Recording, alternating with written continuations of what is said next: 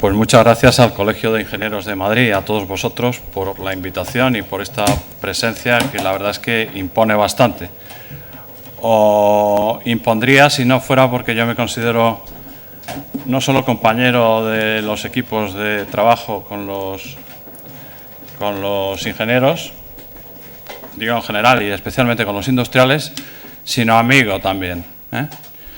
Lo digo con toda la convicción de que, además, he sido el autor de la pequeña obra de rehabilitación del pabellón del Consejo Superior de Ingenieros Industriales en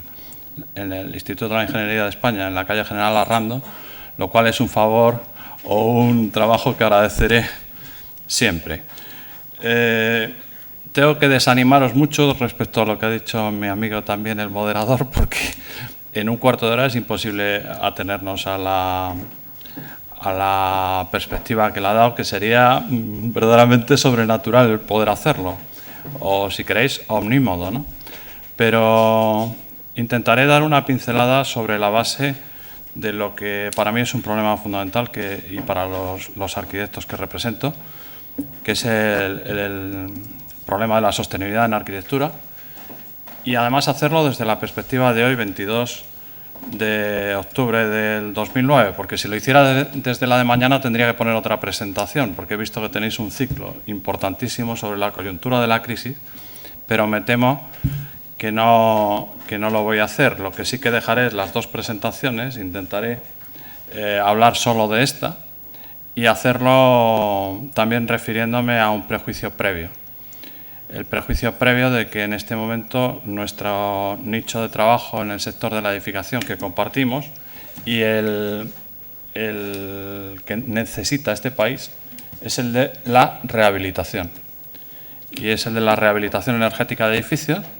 Por lo tanto, me referiré sobre todo a eso y concretamente usurpando un estudio de la Universidad Politécnica de Madrid y de la cátedra que dirige Margarita de Luxán sobre rehabilitación energética en edificios de Madrid, daré un repaso sobre los grandes temas que marca el Código Técnico a los efectos de rehabilitación energética de edificios y algunos datos sobre qué es lo que afecta a las instalaciones, cuánto se consume, etcétera, etcétera. Como además me ha puesto aquí un correcaminos que va muy deprisa, me perdonaréis que hable también muy deprisa y empezaré diciendo que he tomado de Iñaki Ábalos una cuestión muy gráfica que él a su vez toma de la ingeniería OVE-ARUP para definir el modelo de la arquitectura y la forma en relación con los sistemas activos y pasivos, el modelo existente hoy y el modelo al que deberíamos caminar. Son dos triángulos o dos pirámides, una invertida y otra apoyada, en la cual los sistemas pasivos siempre ocupan la parte intermedia de la pirámide, pero en la que en el modelo de hoy la forma arquitectónica parece que se desprende de los sistemas activos, de los sistemas pasivos y acaba en esta forma arquitectónica como resultado de esos sistemas en la obra nueva, en el proyecto de nueva creación. La propuesta que hacen las ingenierías que se están ocupando con más solvencia de este tema, ingenierías multidisciplinares,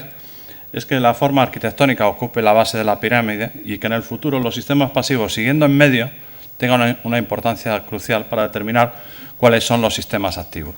Este sentido o este planteamiento cambia la visión de los arquitectos desde la tectónica, desde la textura, desde el material, a la termodinámica. Yo creo que es un cambio sustancial del siglo XX al XXI.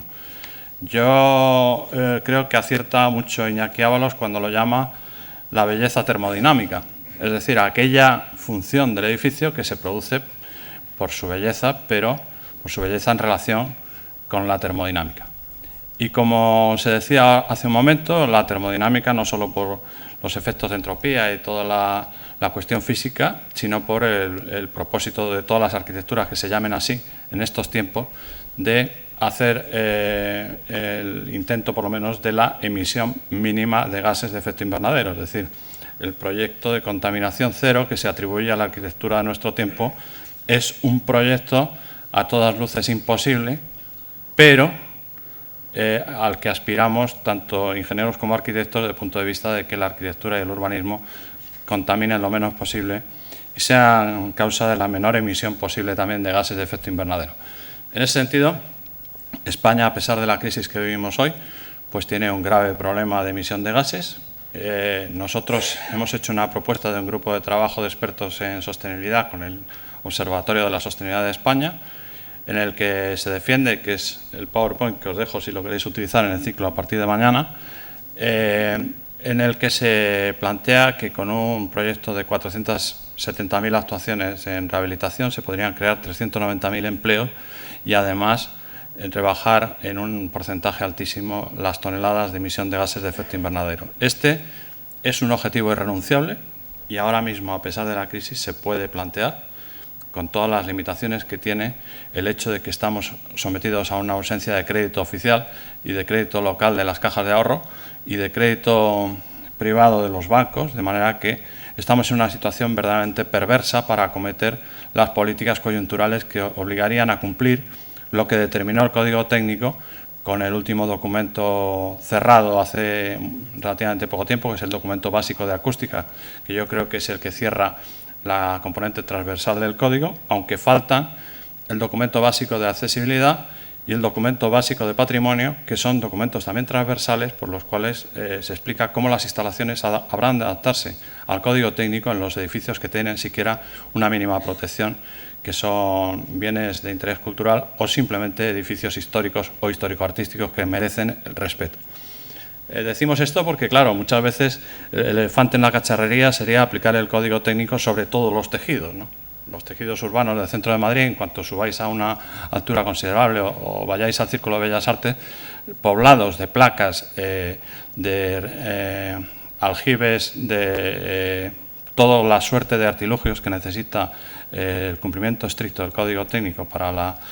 calefacción y el acondicionamiento de aire, o todas las demás para el resto de los parámetros, pues implicaría una destrucción relativamente severa de perfiles que debemos preservar.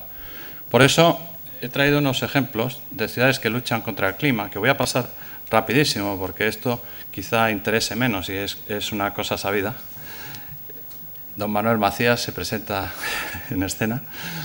Y cómo remedios absolutamente naturales, como son el árbol, el paseo, la bicicleta, el hecho de contar con elementos de aeración natural, deben volver a ser esa parte de los sistemas activos que decía al principio que constituye el debate sobre cómo llegar a una posición bioclimática en arquitectura que a la vez se pueda llamar por ese nombre.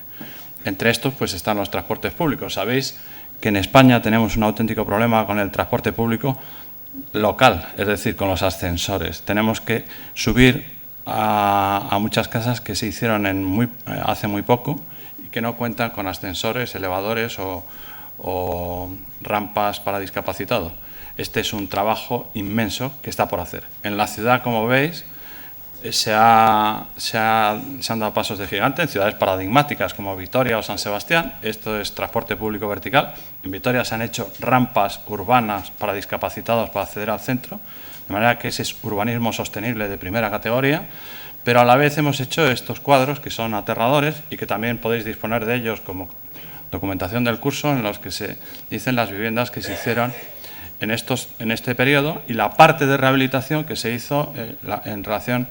con la parte de construcción, obra nueva y ampliación. Si os fijáis en los últimos datos, pues claro, son casi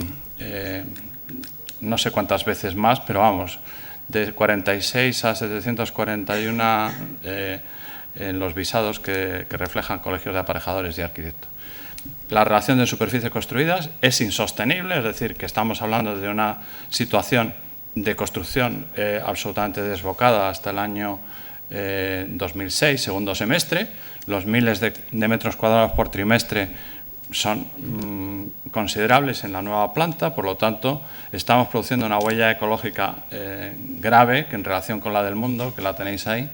pues es altísima, en relación con la de nuestro entorno, es casi igual que países mucho más grandes que el nuestro. Por lo tanto, la huella ecológica que estamos produciendo, que es el territorio que depende del consumo en una determinada ciudad o en un entorno, es altísimo. De este estudio del que os mencionaba, que se llama Criterios de Sostenibilidad para la Rehabilitación Privada de Viviendas en las Barriadas Periféricas de Madrid, hay pruebas fehacientes, es decir, en San Cristóbal de los Ángeles, al sur, y en otros barrios se ha hecho rehabilitación energética de edificios con éxito. Se han hecho campañas para promover la inclusión de ascensores y elevadores, de instalaciones, de eliminación de calderas. Todos estos datos son bastante contundentes, pero tenemos trabajo por delante porque, de ser cierto lo que pensamos, el Código Técnico se aprueba en 2006 y hasta entonces muchas viviendas no han tenido aislamiento térmico y acústico. Incluso las viviendas del boom hay que rehabilitarlas, y en ese sentido yo no hablo de rehabilitación como un caso puntual y completamente anecdótico de una comunidad de vecinos. Hablo de barrios enteros.